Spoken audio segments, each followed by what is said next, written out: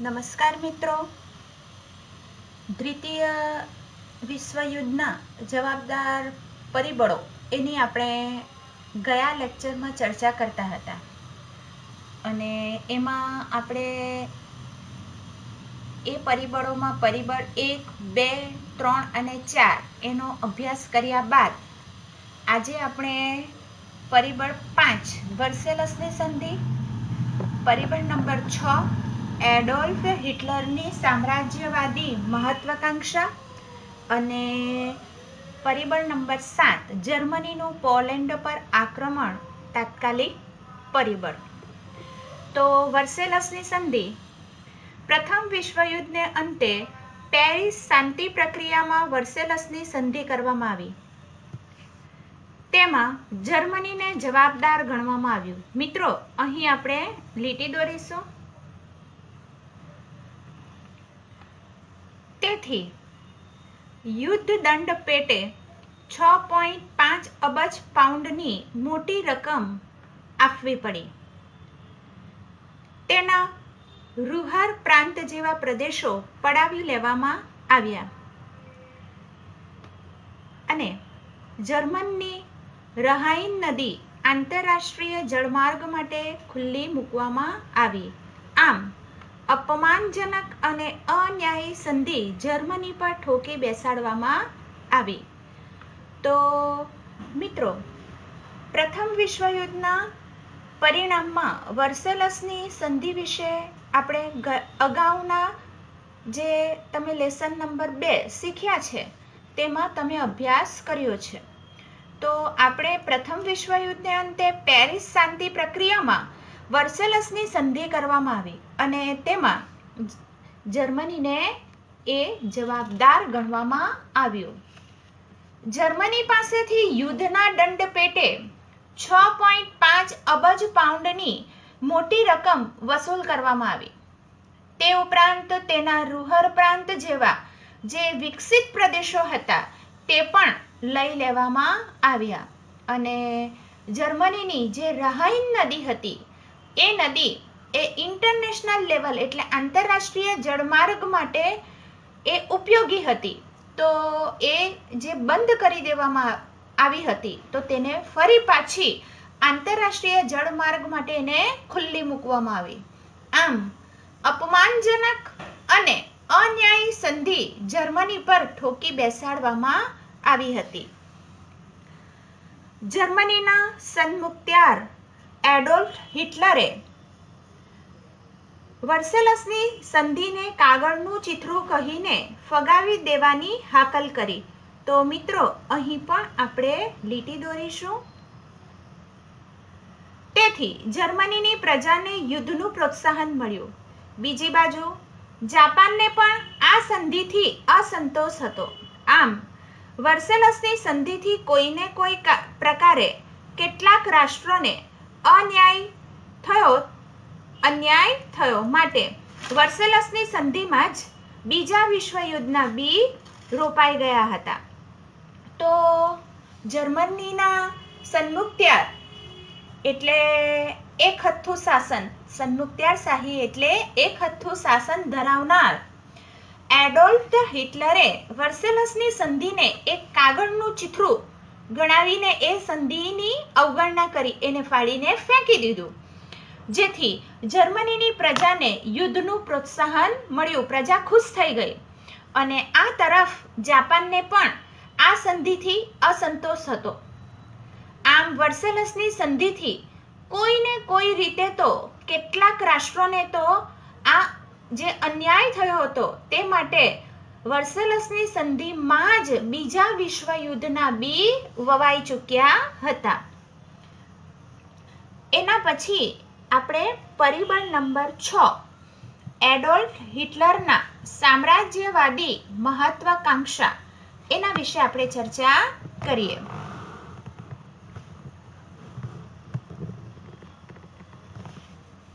તો હિટલર બીજા વિશ્વયુદ્ધના પાયામાં હતો. તે ઉગ્ર રાષ્ટ્રવાદી અને સૈનિકવાદી માનસ ધરાવતો હતો. માટે તે કોઈ પણ હિસાબે જર્મનીની એકતા, સ્થિરતા અને સમૃદ્ધિ ચાહતો હતો. હિટલરના સામ્રાજ્યવાદનો સૌ પહેલો શિકાર ઓસ્ટ્રિયા બન્યું. તો મિત્રો અહીં આપણે લીટી દોરીશું કે હિટલર બીજા વિશ્વયુદ્ધના પાયામાં હતો. બરાબર, એક રીતે આપણે જોવા જઈએ તો પ્રથમ વિશ્વયુદ્ધમાં હિટલર એક સૈનિક તરીકે જોડાયો હતો, પરંતુ આપણે જોઈ ગયા કે એમના રાષ્ટ્રપતિનું, જર્મનીના રાષ્ટ્રપતિનું અવસાન થતા હિટલર એ રાજકારણમાં પ્રવેશ કરી એમણે ત્યાં જર્મનીમાં એમણે પોતાનું એક હથ્થું શાસન સ્થાપી દીધું. તો બીજા વિશ્વયુદ્ધના પાયામાં હિટલર હતો. હિટલર પોતે ઉગ્ર રાષ્ટ્રવાદી અને સૈનિકવાદી માનસ ધરાવતો હતો. તે માટે હિટલર કોઈ પણ હિસાબે જર્મનીની એકતા, સ્થિરતા અને સમૃદ્ધિ ચાહતો હતો. અને હિટલરની આ જે સામ્રાજ્યવાદની નીતિ હતી એ સામ્રાજ્યવાદની નીતિને કારણે સૌ પહેલો શિકાર બન્યો હતો એ દેશનું નામ છે ઓસ્ટ્રિયા. હિટલરે જર્મન સેના સાથે ઓસ્ટ્રિયામાં પ્રવેશ કર્યો 12 માર્ચ 1938. તો મિત્રો અહીં આપણે લીટી દોરીશું કે 12 માર્ચ ઈસવીસન 1938માં હિટલરે જર્મન સેના સાથે તેણે ઓસ્ટ્રિયામાં પ્રવેશ કર્યો. મ્યુનિચ સંમેલન પછી બીજા જ દિવસે ચેકોસ્લોવેકિયા પર કબજો કર્યો 1 ઓક્ટોબર 1938. તો મિત્રો અહીં લીટી દોરીશું. ત્યારબાદ માર્ચ 1939માં લિથુઆનિયાના મેમેલ બંદર પર કબજો લીધો હતો. ક્યારે? તો માર્ચ 1939માં. આમ વિશાળ જર્મન રાષ્ટ્રનું તેણે સર્જન કર્યું. હિટલરની સામ્રાજ્યવાદી નીતિ દ્વિતીય વિશ્વયુદ્ધ માટે મુખ્ય જવાબદાર ગણવામાં આવે છે. તો મિત્રો 12 માર્ચ 1938માં હિટલરે જર્મન સેના સાથે ઓસ્ટ્રિયામાં પ્રવેશ કર્યો. બરાબર, અને મ્યુનિચ સંમેલન પછી બીજે જ દિવસે એમણે ચેકોસ્લોવેકિયા ઉપર કબજો કર્યો. ક્યારે? તો 1 ઓક્ટોબર 1938માં. અને તેના ઉપર પોતાનો કબજો જમાવી દીધો. અને ત્યારબાદ માર્ચમાં ઈસવીસન 1939માં લિથુઆનિયાના મેમેલ બંદર પર પોતાનો કબજો જમાવી દીધો. આમ હિટલરે વિશાળ જર્મન રાષ્ટ્રનું સર્જન કર્યું. અને હિટલરની આ જે સામ્રાજ્યવાદની નીતિ જે દ્વિતીય વિશ્વયુદ્ધ માટે જવાબદાર ગણવામાં આવે છે. હવે આપણે જોઈએ પરિબળ નંબર 7. તો જર્મનીનું પોલેન્ડ પર આક્રમણ તાત્કાલિક પરિબળ. તો ઉપયુક્ત તમામ પરિબળોએ સમગ્ર વિશ્વને દારૂગોળાના મોટા ઢગ પર લાવીને બેસાડી દીધું હતું. એક નાનકડી ચિંગારી વિશ્વમાં ભયાનક વિસ્ફોટ કરી શકે તેમ હતી. અને આ ચિંગારી ચાંપવાનું કામ જર્મનીએ શાંત પોલેન્ડ પર કર્યું હતું. તો 1 સપ્ટેમ્બર 1939ની વહેલી સવારે. તો અહીં આપણે લીટી દોરીશું. તો મિત્રો આપણે જે પરિબળોનો અભ્યાસ કર્યો એ તમામ પરિબળોએ સમગ્ર વિશ્વને દારૂગોળોના મોટા એક ઢગલા ઉપર લાવીને બેસાડી દીધું હતું. આ નાનકડી માત્ર ચિનગારી વિશ્વમાં ભયાનક વિસ્ફોટ કરી શકે તેમ હતી. તો આ ચિનગારી ચાંપવાનું કામ જર્મનીએ 1 સપ્ટેમ્બર ઈસવીસન 1939ની વહેલી સવારે જે શાંત રાષ્ટ્રોમાં જેની ગણના થાય એવા રાષ્ટ્ર પોલેન્ડ ઉપર તેણે આક્રમણ કર્યું. તેનાથી દ્વિતીય વિશ્વયુદ્ધની શરૂઆત થઈ.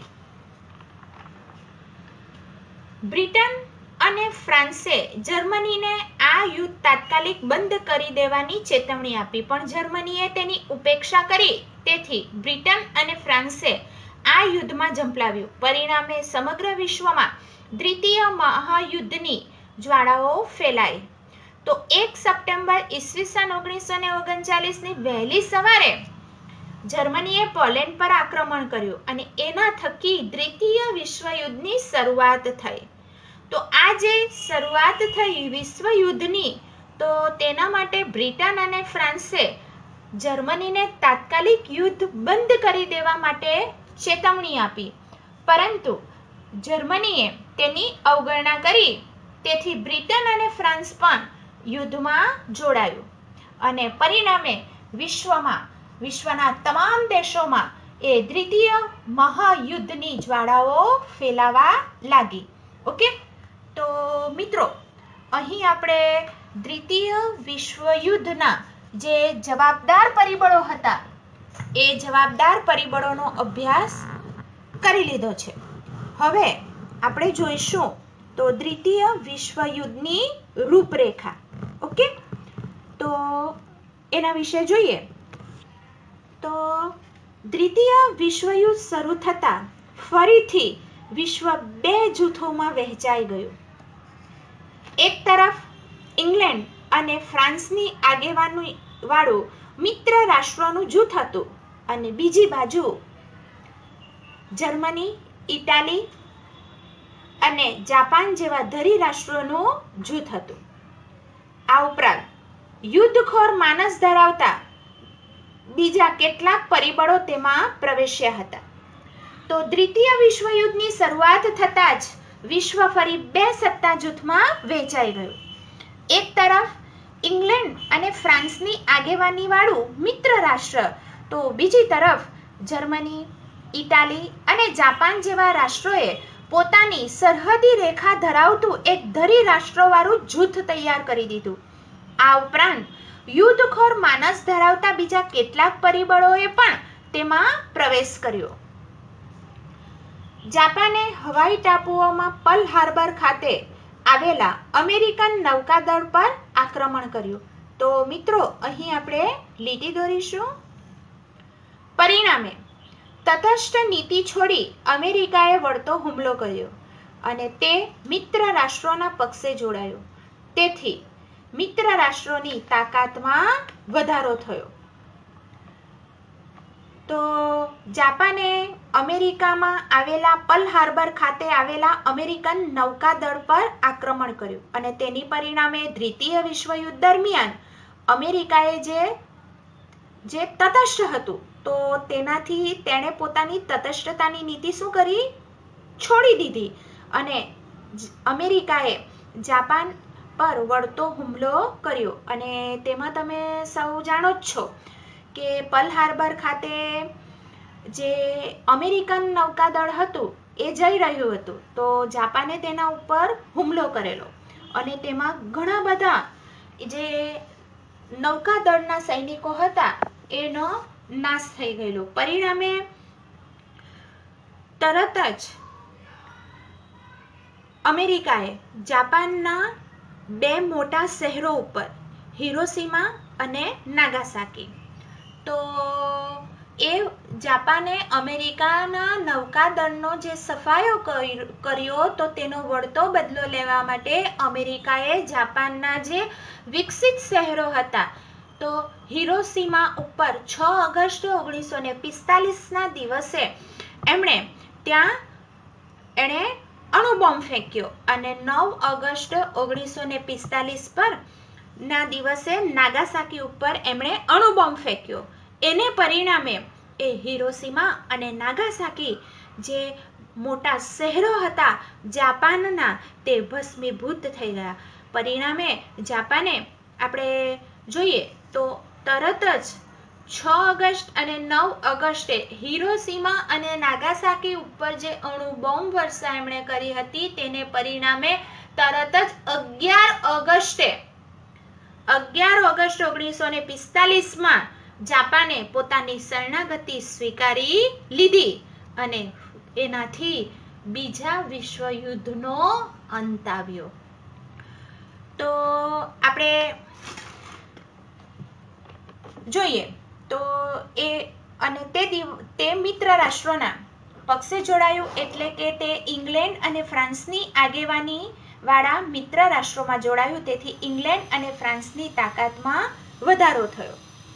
તો જ્યારે વિશ્વયુદ્ધ ધમસાણ ચાલતું હતું, તેમાં જાપાનની તાકાતને રોકવા અમેરિકાએ જાપાનના હિરોશીમા અને નાગાસાકી એમ 2 નગરો પર અણુબોમ્બ ફેંકતા જાપાનના 1,24,000 થી વધુ નાગરિકોનો ભોગ લેવાયો હતો અને આ મહાવિનાશ સર્જાયો. પરિણામે જાપાને શરણાગતિ સ્વીકારી લીધી. તો મિત્રો અહીં લીટી દોરીશું 11 ઓગસ્ટ 1945 અને દ્વિતીય મહાવિશ્વયુદ્ધનો અંત આવ્યો. તો અત્યારે જ આપણે જે વાત કરી કે વિશ્વના જુદા જુદા દેશો વચ્ચે જે યુદ્ધ લડાઈ રહ્યું હતું તેમાં જાપાનની તાકાતને રોકવા માટે અમેરિકાએ જાપાનના હિરોશીમા પર 6 ઓગસ્ટ 1945 અને 9 ઓગસ્ટ 1945માં નાગાસાકી ઉપર આ 2 નગરો ઉપર અણુબોમ્બ ફેંકતા જાપાનના 1,24,000 થી પણ વધુ નાગરિકોનો ભોગ લેવાયો હતો અને આ મહાવિનાશ જે સર્જાયો તેને પરિણામ સ્વરૂપે આપણે જ્યારે જોઈએ મિત્રો તો 11 ઓગસ્ટ 1945માં જાપાને પોતાની શરણાગતિ સ્વીકારી લીધી, જેનાથી બીજા વિશ્વયુદ્ધનો અંત આવ્યો. તો મિત્રો અહીં તમે તારીખ લખી રાખજો, હું લખાવું છું તમને. તો 6 ઓગસ્ટ 1945 હિરોશીમા ઉપર અમેરિકાએ અણુબોમ્બ ફેંક્યો હતો અને 9 ઓગસ્ટ 1945 પર નાગાસાકી ઉપર અણુબોમ્બ ફેંક્યો હતો. ઓકે, અને આ સાથે આપણો આજનો લેક્ચર હું અહીં સમાપ્ત કરું છું અને લેક્ચરના અંતમાં ફરી હોમવર્ક મૂક્યું હશે, જે હોમવર્ક તમારે નોટબુકમાં મોડે કરીને પ્રશ્નોના જવાબ લખવાના રહેશે. ઓકે મિત્રો, ઘરે રહેજો, સ્વસ્થ રહેજો.